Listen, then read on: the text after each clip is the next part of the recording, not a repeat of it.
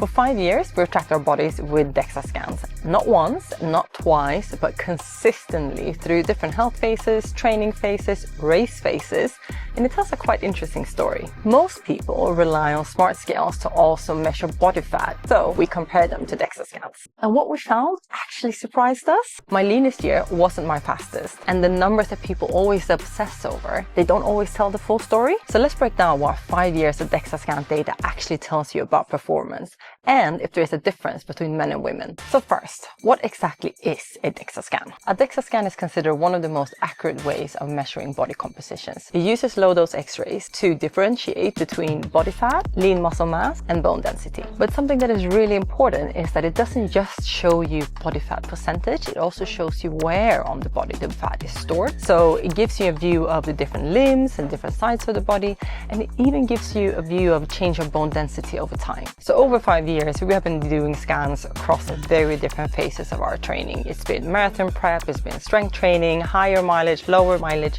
all of that. And it tells you a very different story on where you are on your journey. But here's the thing, most people don't have access to Dexa. They're using smart scales at home, which uses a completely different technology. And that is where things get interesting. Most smart scales uses something called Bio-electrical Impedance analysis, or BIA. That means that they send a tiny electrical current through your body and measures how much resistance it faces on the way. Because muscle holds more water and conducts electricity better than fat, it also gives you a view of what your body composition looks like. But here is where it gets important. Basic smart scales, those with just the metal foot sensors, they only send the current from one foot to the other foot. And that means that they're mostly measuring your lower body, and then you use algorithms to measure your upper body. More advanced scales also have a hand sensor, which means that the current travels from the hand to the foot and back down. This is called a segmental analysis, which makes them a bit more accurate. Then there's frequency. Basic scales use single frequency BIA. This means that it's one frequency to measure everything. Most advanced scales uses dual frequencies. Even the best multi-frequency BIA is still estimating. They actually have different frequencies that penetrate different tissues in a different way, which gives you a more accurate view. However, there are very few consumer scales that have this functionality. And that is also why consistency matters more than one single number. When we compared 5 years of Dexa data, the gold standard, to the smart scales, we wanted to see two things. Are they directionally accurate? Do changes in body fat actually correlate with performance? And a third bonus question, does what we see in the mirror actually represent the same number? For context, this was me before I started doing any kind of real training. I don't have a body fat percentage number from this time, but I know I was roughly around 72, 73 kg at 168 centimeters. For the first scan, this was in April 2022, and I had been training for roughly about a year. I got a membership roughly a year before this. So numbers wise, the weight was 66.8. The Dexa scan body fat had me at 19.3 and lean mass of 51.1 kg. The smart scale we had at the time did not measure body fat. So I think you can see, I was carrying quite a bit of muscle, but I didn't really have that much definition due to the body fat still sort of covering it. This was in the training period where I did my first ever pull-up, for example, one of my first ever running races. So I was running quite a bit, gymming quite a bit, and the Dexa scan had me within the athletic range, and I think the pictures actually add up to that. The second Dexa scan was in late March 2023. At this point, I had moved from Sweden to London, running a lot more, but I had a way crappier work-life balance, and I think that was showing. So I went up 1 kilo in weight, and I stayed at the same body fat percentage, so 19.3. And in terms of lean mass, at 51.7 kg. What that means, essentially, I got bigger and stronger. So at this point, we now got a smart scale with dual BIA. That had me at 23.5 body fat and 50 kg of lean mass. So there was a 4% body fat negative difference to the Dexa scan. Also important to mention was that Kema had actually built me a home gym, and you can see the impact of that. So even though I was heavier than a year before, I was definitely stronger. And if I can say so myself, I think I look quite jacked.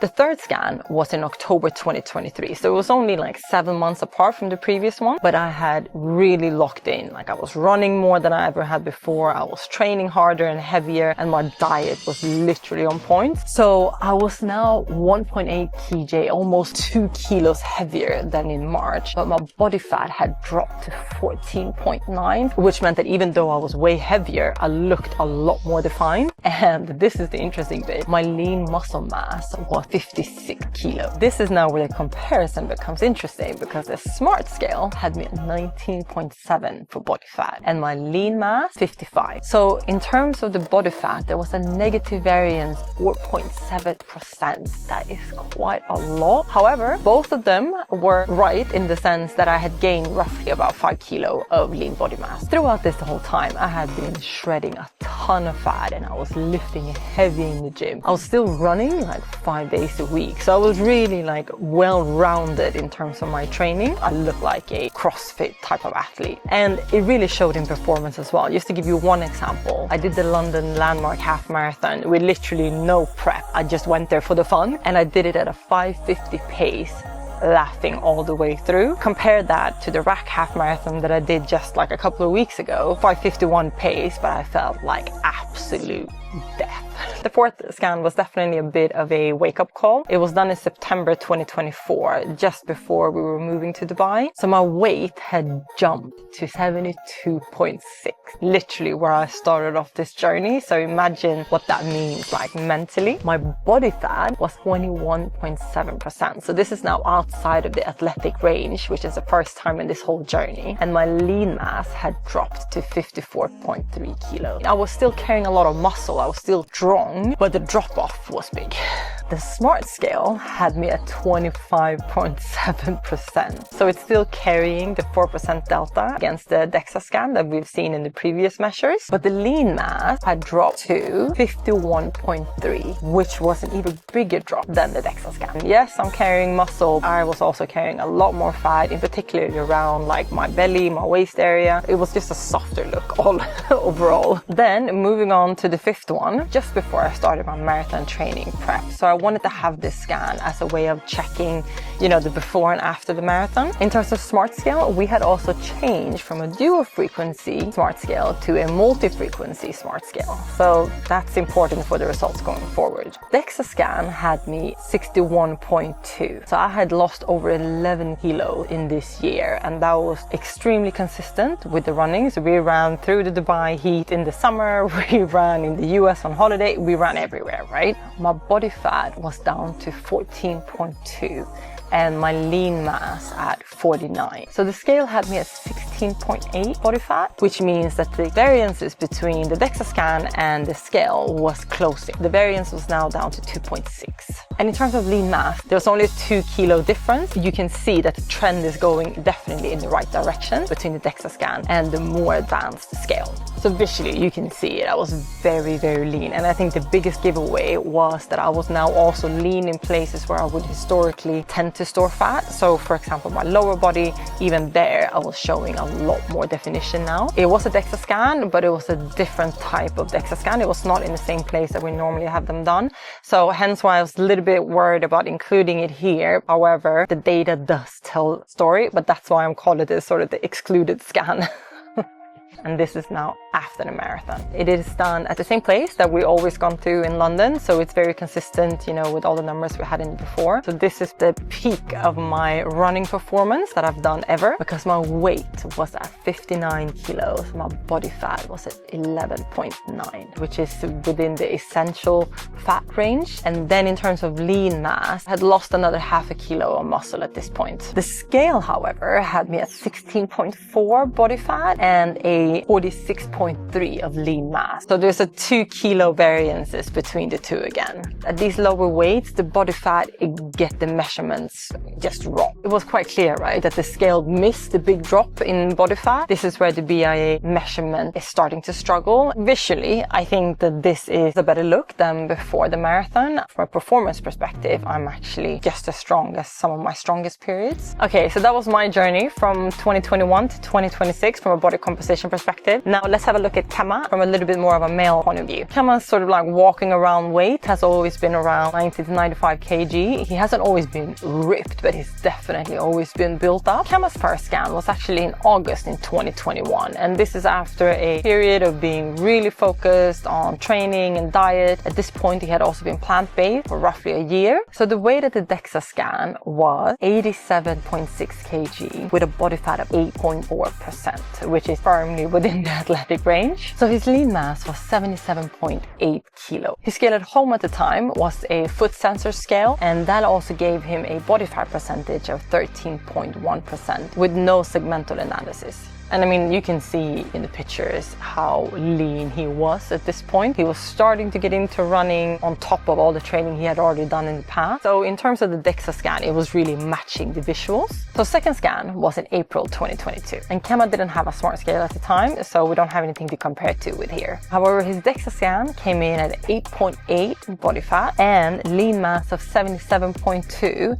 and weighing at 88 kilos. So there's not really that much movement in between the scans, and I think that just shows the consistency of which Kema was upholding his training to. It was really, really consistent, both training-wise, diet-wise. He was just locked in. It shows both in the scans and visually. So the third scan was done in March 2023, and at this point, Kema had numerous medical issues, and he had actually been to hospital twice. He had still stayed true to training, but as you can imagine, his consistency had dropped off a bit. So the data came back with him weighing in at 89 kilo, but his body fat had gone up to about 11.6% and his lean mass had dropped to 75.6 kilo. His new dual frequency BIA had him at 16.1% body fat, roughly about a 4.5% variance, and a 71.5 kilo lean mass, which is a 4 kilo variance. The drop off was visually stark, and Kema saw this as a wake-up call for his training plans going forward. So in October 2023, after a period of locking in just like I did, Kema's Dexa scan then had him at 83 kilo, 10% body fat, and a lean mass of 71.7 kilo. So what this means is that he had essentially dropped a lot of muscle mass along with the fat loss. This came from being very consistent with the diet and a training plan that was quite heavy on cardio. The smart scale had him at 14.6 body fat, which is the same variance as previous, and 71.8 kilo of lean muscle, which did not really make sense. This goes back to the issue that we mentioned before about BIA struggling with the different hydration levels at the time of the scan. So fifth scan, so we're now in September 2024, and similar to myself, Kema had dropped off a little bit in the months leading up to the move, and it also showed in the Dexa scan. So his weight was at 88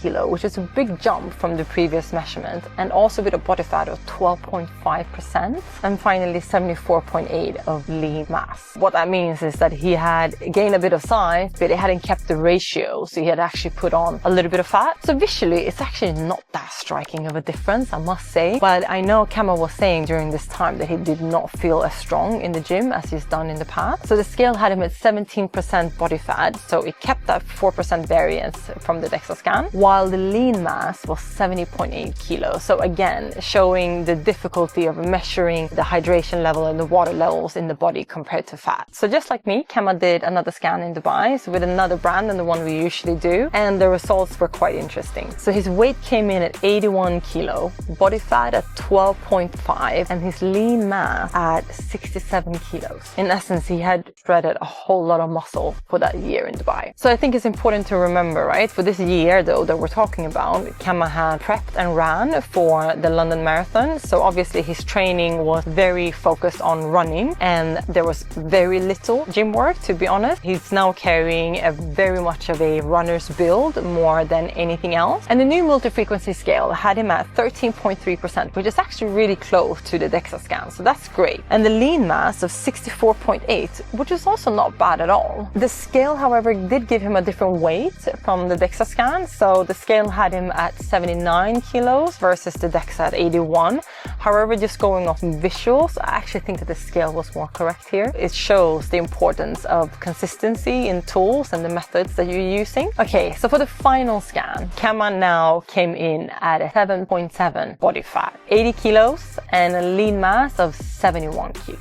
The scale had him at 13.6 body fat percent. So it just goes to show that the BI method just loses its ability to properly measure body fat once you hit below a certain threshold. And the lean mass was at 65.6 kilos. So it shows that even the multi-frequency BIA struggles to measure correctly once you hit below a certain number. So visually, Kema is super lean at this point, but he has lost a bit of muscle, primarily around his arms, where you can see that he's lost a bit of volume and size. From a performance perspective, his running hasn't been great. It has actually been quite weak. It's interesting to think about whether or not that comes from injuries or from the fact that he has been so inconsistent in the gym. Okay, that was a whole lot of information, so let me try to break down the summary into 3 things. First of all, Dexa scans are fantastic tools to understanding your body composition. Also, how deceptive just the visual look in the mirror can be. Secondly, BIA scales struggle